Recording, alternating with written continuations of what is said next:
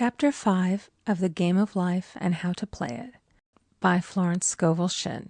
Chapter 5, The Law of Karma and the Law of Forgiveness. Man receives only that which he gives. The game of life is a game of boomerangs. Man's thoughts, deeds, and words return to him sooner or later with astounding accuracy. This is the law of karma, which is Sanskrit for comeback. Whatsoever a man soweth, that shall he also reap. For example, a friend told me this story of herself, illustrating the law. She said, I make all my karma on my aunt. Whatever I say to her, someone says to me. I am often irritable at home when one day said to my aunt, who was talking to me during dinner, no more talk, I wish to eat in peace. The following day I was lunching with a woman with whom I wished to make a great impression. I was talking animatedly when she said, no more talk, I wish to eat in peace. My friend is high in consciousness, so her karma returns much more quickly than to one on the mental plane. The more man knows, the more he is responsible for, and a person with a knowledge of spiritual law, which he does not practice, suffers greatly in consequence. The fear of the Lord, law, is the beginning of wisdom. If we read the word Lord, law, it will make many passages in the Bible much clearer. Vengeance is mine, I will repay, saith the Lord, law. It is the law which takes vengeance, not God. God sees man perfect, created in his own image, imagination, and given power and dominion. This is the perfect idea of man, registered in divine mind, awaiting man's recognition. For man can only be what he sees himself to be, and only attain what he sees himself attaining. Nothing ever happens without an onlooker, is an ancient saying. Man first sees his failure or success, his joy or sorrow, before it swings into visibility from the scenes set in his own imagination. We have observed this in the mother picturing disease for her child, or a woman seeing success for her husband. Jesus Christ said, "And ye shall know the truth, and the truth shall make you free." So we see freedom from all unhappy conditions comes through knowledge, a knowledge of spiritual law. Obedience precedes authority, and the law obeys man when he obeys the law. The law of electricity must be obeyed before it becomes man's servant. When handled ignorantly, it becomes man's deadly foe. So with the laws of mind. For example, a woman with a strong personal will wished she owned a house which belonged to an acquaintance, and she often made mental pictures of herself living in the house. In the course of time, the man died, and she moved into the house. Several years afterwards, coming into the knowledge of spiritual law, she said to me, "Do you think I had anything to do with that man's death?" I replied, "Yes, your desire was so strong, everything made way for it. But you paid your karmic debt. Your husband, whom you loved devotedly, died soon after, and the house was a white elephant on your hands for many years." The original owner, however, could not have been affected by her thoughts had he been positive in the truth, nor her husband, but they were both under karmic law.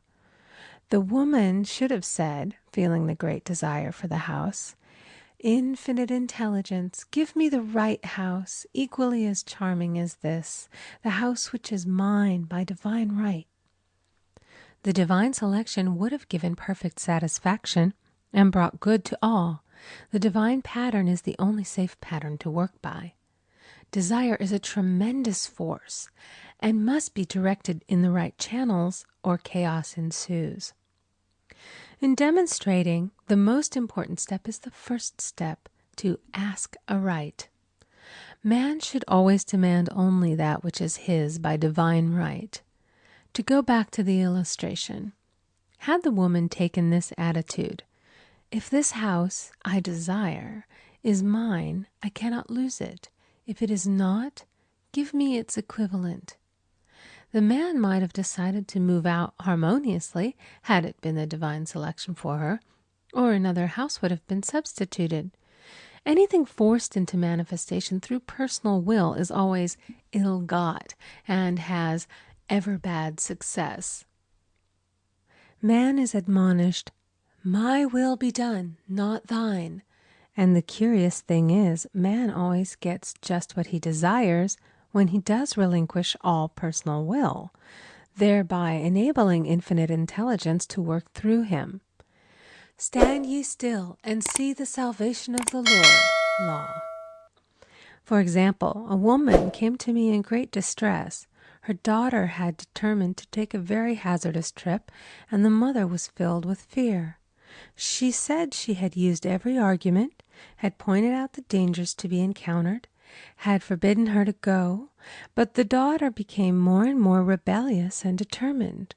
I said to the mother, "You are forcing your personal will upon your daughter, which you have no right to do, and your fear of the trip is only attracting it, for man attracts what he fears." I added, "Let go and take your mental hands off. Put it in God's hands and use this statement: I put this situation in the hands of infinite love and wisdom. If this trip is the divine plan, I bless it and no longer resist. But if it is not divinely planned, I give thanks that it is now dissolved and dissipated." A day or two after that, her daughter said to her, "Mother, I have given up the trip," and the situation returned to its native nothingness. It is learning to stand still which seems so difficult for man. I will deal more fully with this law in the chapter on non-resistance. I will give another example of sowing and reaping, which came in the most curious way. A woman came to me saying she had received a counterfeit $20 bill given to her at the bank. She was much disturbed, for, she said, "The people at the bank will never acknowledge their mistake." I replied, "Let us analyze the situation and find out why you attracted it." She thought a few moments and exclaimed, "I know it. I sent a friend a lot of stage money just for a joke." So the law had sent her some stage money, for it doesn't know anything about jokes. I said, "Now we will call on the law of forgiveness and neutralize the situation." Christianity is founded upon the law of forgiveness. Christ has redeemed us from the curse of the karmic law, and the Christ within each man is his redeemer and salvation from all inharmonious conditions. So I said, "Infinite Spirit, we call on the law of forgiveness and give thanks that she is under grace and not under law, and cannot lose this $20, which is hers by divine right." Now, I said, go back to the bank and tell them, fearlessly, that it was given you there by mistake. She obeyed, and, to her surprise, they apologized and gave her another bill, treating her most courteously. So knowledge of the law gives man power to rub out his mistakes. Man cannot force the external to be what he is not. If he desires riches, he must be rich first in consciousness. For example, a woman came to me asking treatment for prosperity. She did not take much interest in her household affairs, and her home was in great disorder. I said to her, "If you wish to be rich, you must be orderly. All men with great wealth are orderly, and order is heaven's first law." I added, "You will never become rich with a burnt match in the pincushion." She had a good sense of humor and commenced immediately putting her house in order. She rearranged furniture, straightened out her bureau drawers, cleaned rugs, and soon made a big financial demonstration, a gift from a relative. The woman herself became made over, and keeps herself keyed up financially by being ever watchful of the external and expecting prosperity, knowing God is her supply. Many people are in ignorance of the fact that gifts and things are investments, and that hoarding and saving invariably lead to loss. There is that scattereth, and yet increaseth. There is that withholdeth more than is meet, but it tendeth to poverty. For example, I knew a man who wanted to buy a fur-lined overcoat. He and his wife went to various shops, but there was none he wanted. He said they were all too cheap-looking. At last he was shown one the salesman said was valued at $1,000, but which the manager would sell him for $500, as it was late in the season. His financial possessions amounted to about $700. The reasoning mind would have said, "You can't afford to spend nearly all you have on a coat." But he was very intuitive and never reasoned. He turned to his wife and said, "If I get this coat, I'll make a ton of money." So his wife consented, weakly. About a month later, he received a $10,000 commission. The coat made him feel so rich, it linked him with success and prosperity. Without the coat, he would not have received the commission. It was an investment paying large dividends. If man ignores these leadings to spend or to give, the same amount of money will go in an uninteresting or unhappy way. For example, a woman told me on Thanksgiving Day she informed her family that they could not afford a Thanksgiving dinner. She had the money, but decided to save it. A few days later, someone entered her room and took from the bureau drawer the exact amount the dinner would have cost. The law always stands back of the man who spends fearlessly with wisdom. For example, one of my students was shopping with her little nephew. The child clamored for a toy, which she told him she could not afford to buy. She realized suddenly that she was seeking lack and not recognizing God as her supply. So she bought the toy and on her way home picked up in the street the exact amount of money she had paid for it. Man's supply is inexhaustible and unfailing when fully trusted, but faith or trust must precede the demonstration. According to your faith be it unto you. Faith is the substance of things hoped for and the evidence of things not seen. For faith holds the vision steady, and the adverse pictures are dissolved and dissipated, and in due season we shall reap, if we faint not. Jesus Christ brought the good news, the gospel, that there was a higher law than the law of karma, and that law transcends the law of karma. It is the law of grace or forgiveness.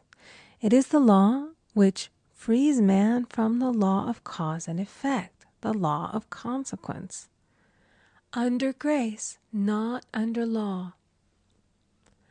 We are told that on this plane, man reaps where he has not sown. The gifts of God are simply poured out upon him. All that the kingdom affords is his. This continued state of bliss awaits the man who has overcome the race or world thought. In the world thought there is tribulation, but as Jesus Christ said, "Be of good cheer, I have overcome the world." The world thought is that of sin, sickness, and death.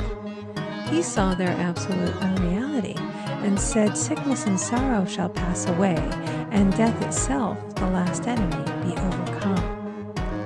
We now know, from a scientific standpoint, that death could be overcome by stamping the subconscious mind with the conviction of eternal youth and eternal life.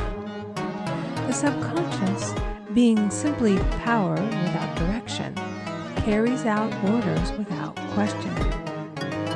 Working under the direction of the superconscious, the Christ or God within man, the resurrection of the body would be accomplished. Man would no longer throw off his body in death. it would be transformed into the body electric, sung by Walt Whitman, for Christianity is founded upon forgiveness of sins and an empty tomb. End of chapter 5. Recording by Amy Conger.